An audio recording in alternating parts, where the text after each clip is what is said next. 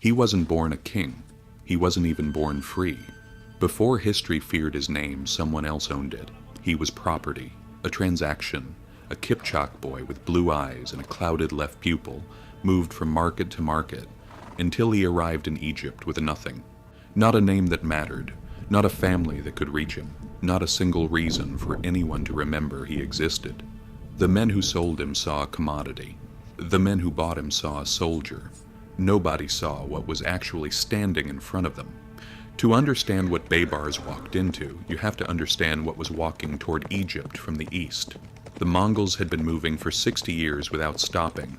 China, Persia, the Russian steppe.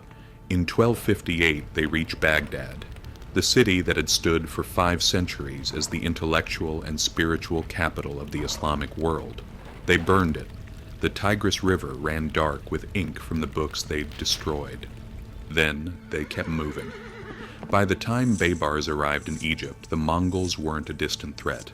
They were a direction, west, always west, and every civilization that had believed itself capable of stopping them had been proven wrong. Most people believed Egypt would be next. Most people had been right about everything else. Drawn from history. The system that purchased Baybars was called the Mamluks, an elite corps of slave soldiers trained from the moment of purchase in horsemanship, archery, swordsmanship, and military strategy.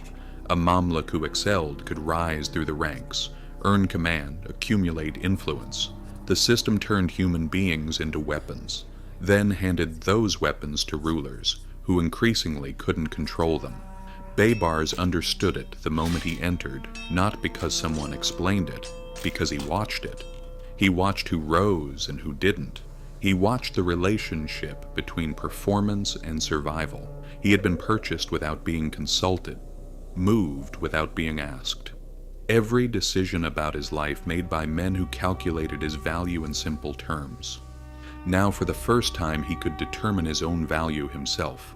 He trained like a man who understood that excellence was the only thing he truly owned. And he was exceptional, not simply in physical ability, though accounts describe him as extraordinarily fast and precise. What set him apart was a quality of attention the best military minds develop, and most people never do. The ability to see 3 moves ahead, while the men around him were still reacting to the last one. The boy purchased as property was becoming something his owners hadn't anticipated, a mind they could not buy or control. In 1250, the Seventh Crusade arrived. King Louis IX of France, one of the most formidable crusaders, kings ever to take the field, moving with genuine momentum toward the heart of Egypt. At the Battle of Al-Mansura, the French cavalry advanced into a city that felt abandoned. It wasn't.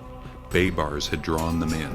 The narrow streets swallowed their formations, compressed their cavalry into uselessness, turned momentum into liability. Louis IX was captured, ransomed, sent home. Baybars was not yet 30. Inside the Mamluk military structure, his name now carried weight it hadn't before. Men who chose which commanders to follow were paying attention. The boy once evaluated for purchase was now being evaluated for leadership. The distance between those two things was everything. The Ayyubid dynasty was collapsing. Weak sultans, competing factions, internal disintegration. The Mamluks removed the sultans, violently, efficiently, then turned on each other. Baybars backed the wrong faction. Exile. Forced out of Egypt with a small group of loyal men wandering through Syria, watching from outside as the country he had defended consumed itself. Everything built inside the Mamluk system, the reputation, the rank, the relationships forged over years, severed in a single political collapse. He had been moved without being asked before, sold without being consulted, and now after everything displaced again. Some men collapse at this point, make desperate moves, trade whatever dignity remains for security. Baybars waited.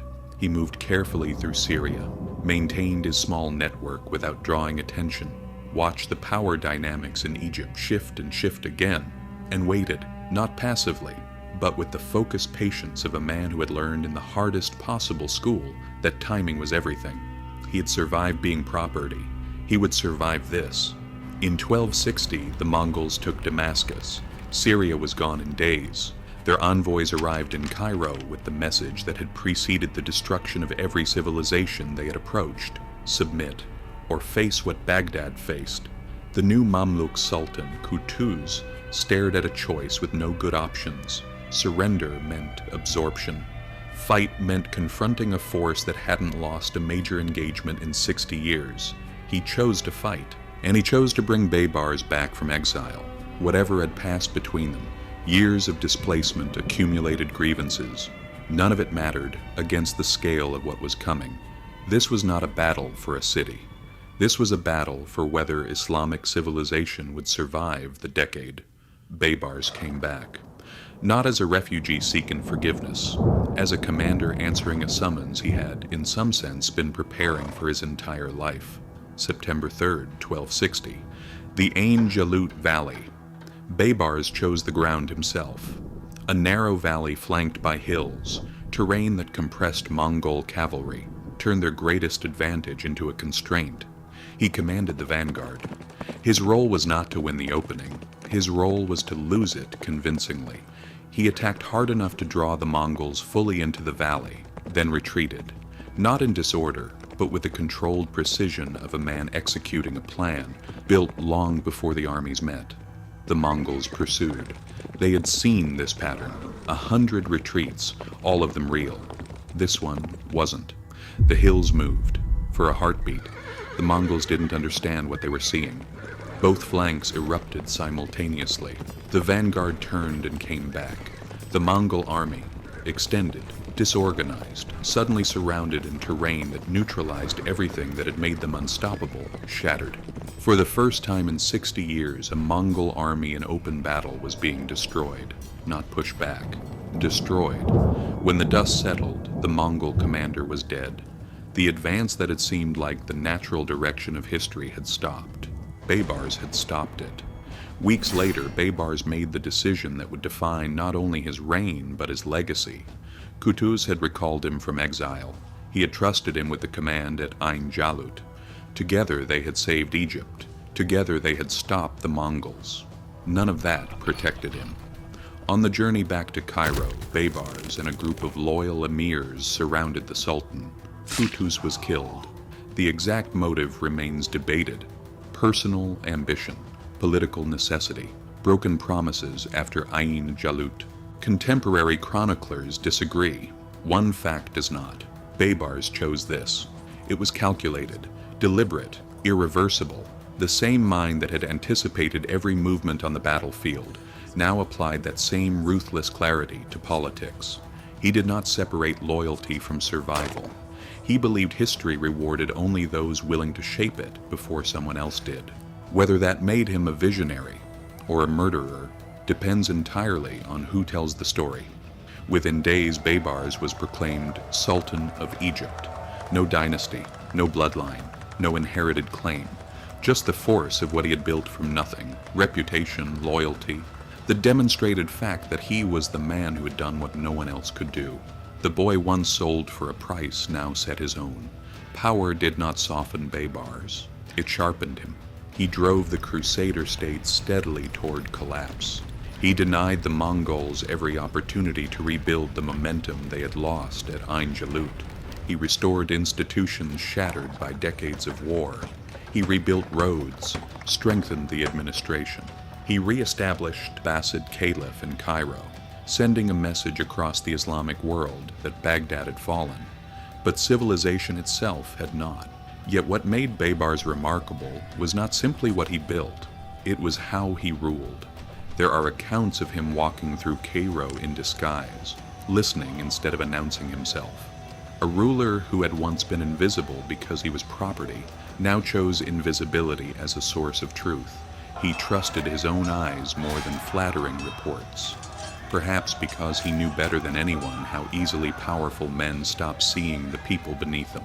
Baybars died in 1277, probably in his 50s. Perhaps from illness, perhaps from poison. History never reached complete agreement. But in the end, the cause hardly mattered. The transformation did. The achievements were never the real story. The victories, the throne, the empire. those were only the consequences. The real story began decades earlier in a slave market, where a frightened boy stood waiting for strangers to decide what his life was worth. For the rest of his life, Baybars refused to let anyone else make that decision again. Every battle, every exile, every impossible choice, every victory, they were all steps away from that marketplace. History remembers him as the Sultan who stopped the Mongols, but perhaps it should remember him for something even greater. A man who proved that where you begin is not always where history allows you to end. He was not born a king, he was not even born free, and somehow he became the man who changed the fate of a civilization. Thanks for watching. If you liked the video, please subscribe and leave a like. You can also write in the comments which historical topics you'd like to see next. See you in the next video.